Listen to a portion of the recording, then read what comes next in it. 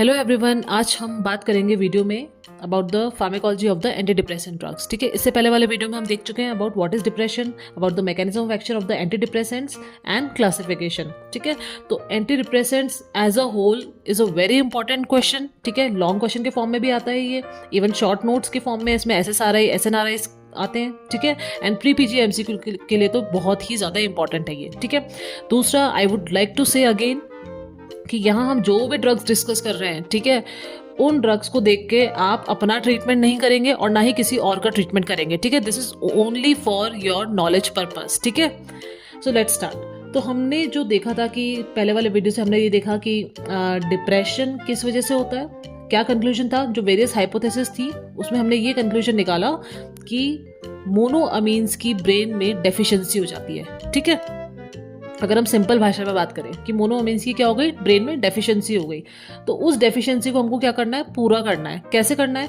कि डेफिशिएंसी कहाँ पे हुई है, साइनेप्स में तो होगी। ठीक है, क्योंकि वो रिलीज ही नहीं हो पा रहे न्यूरोट्रांसमीटर। अब साइनेप्स में अगर डेफिशिएंसी हो गई तो वो क्या होंगे, रिसेप्टर्स पे एक्ट नहीं कर पाएंगे न्यूरोट्रांसमीटर्स। ओके, तो हमें क्या करना है, साइनेप्स में एक प्रॉपर अमाउंट में we have to get neurotransmitter or these monoamines so that they can act on these receptors and produce a specific response. Okay, ये इसका डिप्रेशन का ट्रीटमेंट है, ये इसका एक आउटलाइन है। ठीक है, जो आपको समझ में आना चाहिए। तो हमने क्या देखा, ये स्टोरेज वेसिकल्स हैं। ठीक है, सबसे पहले तो ये प्री साइनेप्टिक न्यूरॉन है, ये पोस्ट साइनेप्टिक है, ये साइनेप्टिक क्लेफ्ट है, ये रिसेप्टर्स हैं। ठीक है, एक्चुअली ये न्यूरॉन्स अलग अलग है, just for explanation purpose I have made in one. तो नॉरएड्रेनर्जिक और सीरोटोनर्जिक। ठीक है, तो डेफिशिएंसी किसकी हो रही है, नॉरएड्रेनालिन, सीरोटोनिन और डोपामिन। तो अगर हम, अब ये होता क्या है, स्टोरेज वेसिकल है, स्टोरेज वेसिकल फ्यूज करेगा और यहाँ पे नॉर्मली ये होता है कि यहाँ पे जो न्यूरोट्रांसमीटर से रिलीज होंगे और ये रिसेप्टर्स पे एक्ट करेंगे, ये तो है नॉर्मल। अब ये जो रिलीज हो रहे हैं, ठीक है, ये क्या हो रहा है, इसकी डेफिशिएंसी हो गई। क्यों, रिलीज होने से पहले माओ एंजाइम है, ये कौन सा है, मोनोअमीन ऑक्सीडेज एंजाइम।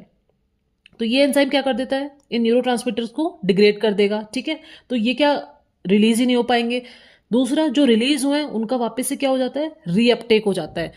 क्यों, ये जो रिलीज हो रहा है उनका वापस से क्या हो रहा है, रीअपटेक हो रहा है। और रीअपटेक किससे हो रहा है, सीरोटोनिन ट्रांसपोर्टर, सीरोटोनर्जिक न्यूरॉन के केस में, और nor epinephrine transporter nor adrenergic के केस में। ठीक है, तो जो वेसाइकल, स्टोरेज वेसाइकल से माओ एंजाइम से पास होने के बाद, ठीक है, जो बचा कुछ है न्यूरोट्रांसमीटर रिलीज हुआ, वो भी क्या हो गया, रीअपटेक हो गया। तो ऑब्वियसली इसमें क्या हो गया, हमारे पास जो रिसेप्टर पे एक्ट करने के लिए हमें न्यूरोट्रांसमीटर चाहिए था, उसकी क्या हो गई, हमारे पास डेफिशिएंसी हो गई। ठीक है, तो हमें जो हमारा मेन गोल है वो अब तक तो समझ में आ ही गया होगा, इजीली अंडरस्टूड है कि हमें क्या करना है। कि जो भी दो ऑब्स्टिकल हैं जो अभी तक मैंने समझाया, उसमें दो ऑब्स्टिकल क्या क्या समझ में आए, कि एक तो माओ एंजाइम और एक ये जो रीअपटेक हो रहा है, अगर इसको हम ब्लॉक कर दे तो ये जो डेफिशिएंसी हो रही है ये क्या हो जाएगी, सही हो जाएगी। ठीक है, मतलब एक प्रॉपर अमाउंट में we can get neurotransmitters in what, at synapse, तो इजीली वो एक्ट कर सकते हैं और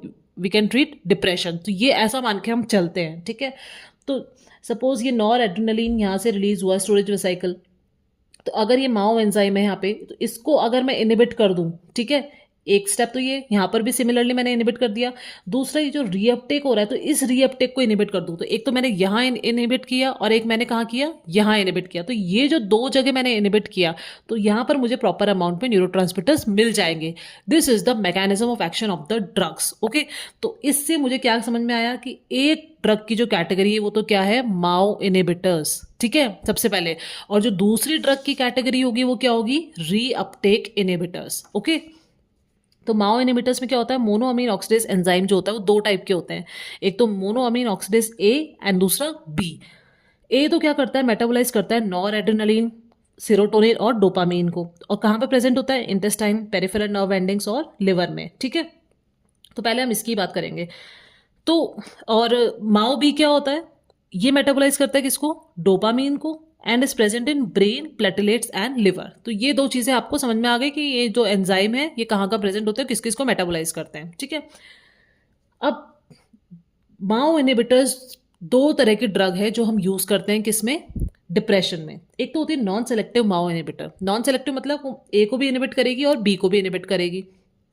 तो जो दोनों को इनिबिट कर रही है वो होती है नॉन सेलेक्टिव, और ये इरिवर्सिबली इनिबिट करती है। ठीक है, एक बार कर दिया वापस रिवर्स नहीं हो सकता, ठीक है। और इसका जो एंटी डिप्रेसेंट इफेक्ट है, it takes 3 to 4 weeks to develop. इन ड्रग्स का इफेक्ट 3 से 4 हफ्ते लेता है, ठीक है, टू डेवलप। दूसरा, इसमें कौन कौन सी ड्रग्स आती है, टेनिलसाइप्रोमिन, फेनलजिन, ठीक है। और इन ड्रग्स का क्या है, फूड के साथ बहुत ड्रग इंट्रैक्शंस देखने को मिलते हैं, जैसे चीज़ रिएक्शन हो गया, ठीक है। अगर आप माओ inhibitors, non selective MAO inhibitors को अगर आप कोई चीज़ कंटेनिंग फूड आइटम्स के साथ अगर आप दे रहे हैं, ठीक है, अगर कोई पेशेंट है, that patient is taking non selective MAO inhibitors, ठीक है, and he has already eaten like what, cheese containing food item, तो जो चीज़ में जो टायरामिन होता है, ठीक है, उसका क्या होगा, वो मेटाबोलाइज नहीं हो पाएगा, विच इज़ अ सिंपैथोमिमेटिक, ठीक है, वो मेटाबोलाइज नहीं हो पाएगा क्योंकि आपने तो इनको इनिबिट कर दिया माओ एंजाइम को इंटेस्टाइन वगैरह में, ठीक है। तो वो टायरामिन क्या कर देगा, at the end hypertensive crisis show कर देगा, ठीक है। ऐसे सीरोटोनिन सिंड्रोम है कि अगर आपने SSRI, selective serotonin reuptake inhibitor, selective serotonin reuptake inhibitors को आपने माओ इनिबिटर्स के साथ दे दिया तो क्या होगा, सीरोटोनिन बहुत ज़्यादा अमाउंट में हो जाएगा, ठीक है, और उसके एडवर्स इफेक्ट शो होंगे। और दूसरा क्या करती है, इंक्रीज रिस्क ऑफ सीजर्स, ठीक है। दूसरा अपने पास आते हैं सेलेक्टिव माओ ए इनिबिटर्स अपने पास, ठीक है। एक तो थे नॉन सेलेक्टिव, अब क्या है, सेलेक्टिव माओ ए इनिबिटर्स। उसमें आती है, उसमें कौन सी ड्रग है, मोक्लेबेमाइड, ठीक है, जो कि क्या इनिबिट करती है, केवल माओ ए एंजाइम को सेलेक्टिवली इनिबिट करेगी। और ये कैसे करती है, रिवर्सिबली इनिबिट करेगी, ठीक है। ये तो क्या कर रहे थे, इरिवर्सिबली, तो ये क्या कर रही है, रिवर्सिबली। तो इसके साथ अपने को लाइक जो भी फूड लाइक कोई भी इंट्रैक्शन है, ठीक है, इन ड्रग्स का इंट्रैक्शन फूड के साथ बहुत कम देखने को मिलता है, ठीक है, क्योंकि ये रिवर्सिबली एक्ट करती हैं। उसी के साथ साथ अपने पास क्या है, सेलेक्टिव माओ बी इनिबिटर्स भी हैं, दैट इज सेलेजरिन, जिसका ट्रांसडर्मल पैच हम यूज करते हैं किसमें, पार्किंसन डिजीज में, ठीक है। ये देखो मेटाबोलाइजेस डोपामिन, ठीक है, तो इसका यूज कहाँ पर होता है, हम कहाँ पे करते हैं, पार्किंसन डिजीज में, transdermal patch, okay. So now coming to reuptake inhibitors. अब रीअपटेक इनिबिटर्स में क्या है, अब ये ड्रग्स इनिबिट करती है रीअपटेक। ये जो रीअपटेक है, अभी तो हमने माओ पढ़ लिया कि इसको हमने क्या कर दिया, माओ एंजाइम को हमने ब्लॉक कर दिया। अब हम क्या देख रहे हैं, रीअपटेक जो हो रहा है इसको अब हम इनिबिट करें। मैंने 2 बताए थे, 2 अटैक से अपने एक अटैक हमने देख लिया, अब दूसरा अटैक क्या है, रीअपटेक को इनिबिट करना। तो ड्रग्स या तो दोनों को कर रही है, नॉर एड्रेनलिन और सीरोटोनिन दोनों को, तो उसको हम क्या बोलेंगे, again non selective reuptake inhibitor. और केवल सीरोटोनिन को कर रही है तो हम बोलेंगे सेलेक्टिव सीरोटोनिन रीअपटेक इनिबिटर, जो कि क्या है, SSRI, ठीक है। तो 2 कैटेगरी में डिवाइड किया था, नॉन सेलेक्टिव और सेलेक्टिव। अब नॉन सेलेक्टिव को भी अगेन हमने 2 कैटेगरी में डिवाइड किया है, कैसे, ट्राइसाइक्लिक एंटी डिप्रेसेंट्स और serotonin nor adrenaline reuptake inhibitor. मतलब नॉन सेलेक्टिव है तो मतलब किसको कर रही है, सीरोटोनिन को भी करेगी और नॉर एड्रेनलिन को भी कर रही है, ठीक है। तो हमने किसको क्या करा, एक तो डिवाइड किया ट्राइसाइक्लिक एंटी डिप्रेसेंट्स और एक serotonin nor adrenaline reuptake inhibitor. तो ऐसा क्या डिफरेंस है इसमें कि है तो दोनों को सीरोटोनिन और नॉर एड्रेनलिन को रीअपटेक को इनिबिट कर रहे हैं, फिर क्यों 2 कैटेगरी में डिवाइड किया, वो आप आगे देखते हैं हम। तो उसमें क्या है कि जब ये रीअपटेक इनिबिट होगा तो increase concentration of transmitters in cleft. तो अगर रीअपटेक इनिबिट हो गया तो यहाँ पर कंसंट्रेशन ऑफ ट्रांसमिटर्स क्या हो जाएगी, बढ़ जाएगी, इंक्रीज हो जाएगी। ये ड्रग्स 2 से 3 वीक लेती है for showing anti depressant effect. कौन सी, TCA। क्यों, क्योंकि nor adrenaline and serotonin initially act on pre synaptic alpha 2 and 5-HT1A receptor. सबसे पहले ये जो नॉर एड्रेनलिन और सीरोटोनिन है वो कहाँ पे एक्ट करेंगे, प्री सिनेप्टिक अल्फा 2 और 5-HT1A रिसेप्टर, यहाँ प्री सिनेप्टिक रिसेप्टर्स पे एक्ट करते हैं। तो जब आप ट्राइसाइक्लिक एंटी डिप्रेसेंट ड्रग्स का लॉन्ग टर्म एडमिनिस्ट्रेशन करोगे तो क्या होगा, डीसेंसिटाइजेशन ऑफ रिसेप्टर्स हो जाएगा and then there will be enhanced transmission in the synaptic cleft, ठीक है। साइनेप्टिक क्लेफ्ट में क्या होगा, एनहेंस्ड ट्रांसमिशन बाद में दिखाई देगा। जब आप लॉन्ग टर्म एडमिनिस्ट्रेशन करोगे तो desensitisation of the receptors will be there, ठीक है। इसके एडवर्स इफेक्ट्स क्या क्या होते हैं, सिडेटिव, क्यों, क्योंकि इसका एंटाहिस्टामिनिक प्रॉपर्टी है, ठीक है, it blocks histaminic receptor, these lower seizure threshold, ठीक है। Weight gain, powerful anticholinergic effect, मतलब ये कोलिनर्जिक रिसेप्टर्स को भी ब्लॉक करती है ड्रग्स, ठीक है। साथ साथ weak alpha blocking property, alpha antagonistic action भी इसका है, ठीक है। These drugs can also lead to tricyclic antidepressant poisoning, which is manifested as cardiac arrhythmias, hypotension, and anticholinergic signs. Okay, like paralytic ileus, ठीक है, etcetera like that. So treatment क्या होता है इसका? इंट्रावेनस सोडियम बाइकार्बोनेट, ये सबसे main treatment है. And lignocaine is the drug of choice for what? Ventricular dysrhythmias, which is shown in TCA poisoning. Okay, तो अब हम बात करते हैं serotonin nor adrenaline reuptake inhibitor, SNRI की. ठीक है, ये भी क्या कर रही है?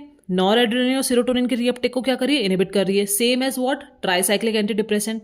बट डिफरेंस क्या है कि हमने इनको दो कैटेगरी में रखा है. डिफरेंस ये है कि these do not possess anticholinergic या फिर अल्फा ब्लॉकिंग या फिर एंटी हिस्टामिनिक प्रॉपर्टी जो कि टीसीए शो करती हैं. ठीक है, तो SNRIs don't possess these 3 properties, ये हमें ध्यान रखना है. तो SNRI इस वजह से क्या है? इसी वजह से these are much safer than tricyclic antidepressant. Even SNRIs are the drug of choice for severe depression. Very important point. Okay, तो इसमें कौन कौन सी ड्रग है? वेनलाफेक्सिन, डेसवेनलाफेक्सिन, ड्यूलोजेटिन, मिलनासिप्रिन. ठीक है, और इसका लिवो आइजोमर लिवोमिलनासिप्रिन इज ऑल्सो देयर. ठीक है, सो फास्टर एक्टिंग तो कौन सी है? वेनलाफेक्सिन. ओके, और ड्यूलोजेटिन क्या है? लॉन्गेस्ट एक्टिंग है, और ड्यूलोजेटिन को आप न्यूरोपैथिक पेन में भी यूज कर सकते हैं. ठीक है, TCAs में आती है एमिट्रिप्टिलिन. ठीक है, और एमिप्रामिन. तो ये हो गया, हमने पढ़ लिया about non selective reuptake inhibitors. अब हम बात करते हैं सेलेक्टिव सेरोटोनिन रीअपटेक इनहिबिटर. आपने नॉन सेलेक्टिव को देख लिया, अब आप किसको देखेंगे? Selective serotonin reuptake inhibitor. तो सेलेक्टिवली क्या, सेलेक्टिव ड्रग्स क्या करती है? Inhibits the reuptake of serotonin only. ठीक है, देखो ये देखिए, ये SSRI जो है, this is a very important short note. Even SNRI and SSRI are very important short note, and this antidepressant is a very important long question in any exam. ठीक है, और प्री पीजी MCQ पर्पज से तो ये बहुत ही important topic है. ठीक है, सो ये सेरोटोनिन का इनहिबिट करते हैं रीअपटेक. ठीक है, जो सेरोटोनिन है, सेरोटोनिन का जो रीअपटेक हो रहा है, इसको केवल इनहिबिट कर दे तो उसको हम ड्रग को बोलेंगे सेलेक्टिव सेरोटोनिन. केवल सेरोटोनिन को ही इनहिबिट कर रहे हैं ये. ठीक है, रीअपटेक इनहिबिटर. इनमें भी ना तो कोई एंटीकोलिनर्जिक इफेक्ट शो होता है, ना कोई अल्फा एंटागोनिस्टिक एक्शन शो करती है. SSRI क्या है? फर्स्ट चॉइस ड्रग है for depression, phobias, obsessive compulsive disorder, post traumatic stress disorder, bulimia, pre menstrual tension syndrome and panic attacks. ठीक है, first choice drug. Okay, then और drug of choice for severe depression के लिए drug of choice क्या है हमारे पास? SNRI. Adverse effect क्या क्या है? Nausea, most frequently shown adverse effect is nausea. Then anxiety is after nausea, anxiety is the most common along with diarrhoea, and in CNS effect there is headache and insomnia. ठीक है, अगर आप selective serotonin reuptake को along with MAO inhibitors, ठीक है, आप administer कर रहे हो सेलेक्टिव सेरोटोनिन रीअपटेक इनहिबिटर्स को, अगर आप माओ इनहिबिटर्स के साथ एडमिनिस्टर कर रहे हो, तो क्या देखने को मिलेगा आपको? Serotonin syndrome.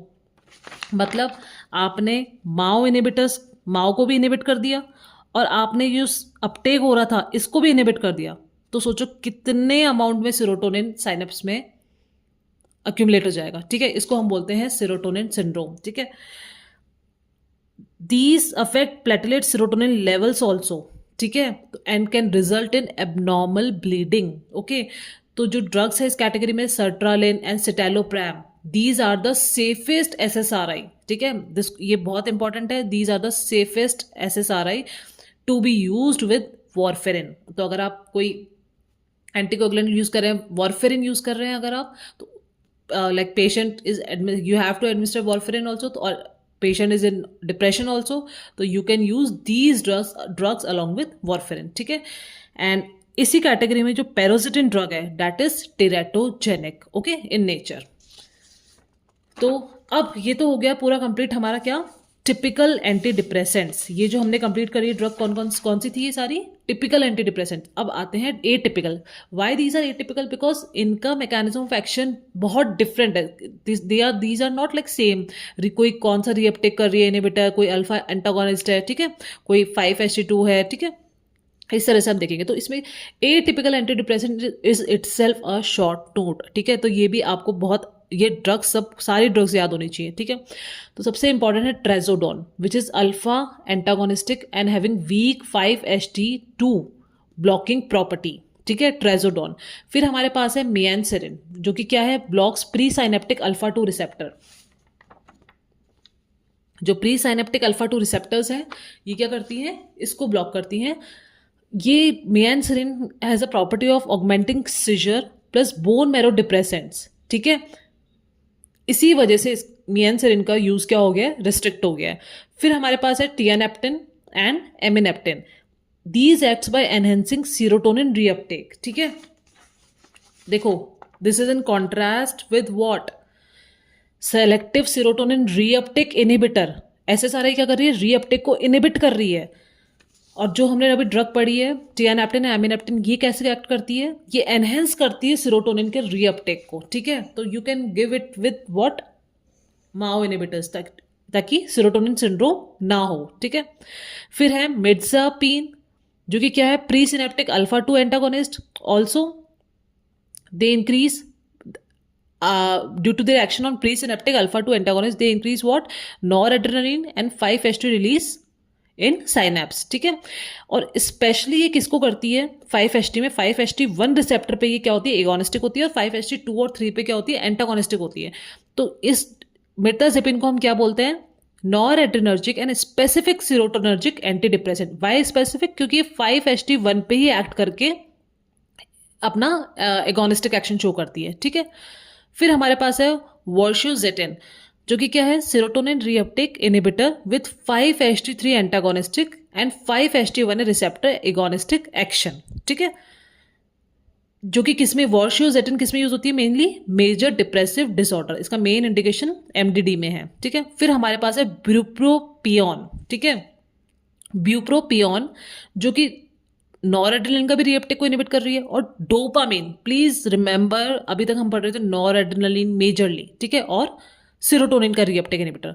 तो noradrenaline along with combination of what, dopamine, वो कौन सी ड्रग है, ब्यूप्रोपियोन। ये बहुत इंपॉर्टेंट है among all atypical anti depressants, ठीक है। तो ये इन दोनों के रीअपटेक को इनहिबिट करेंगी।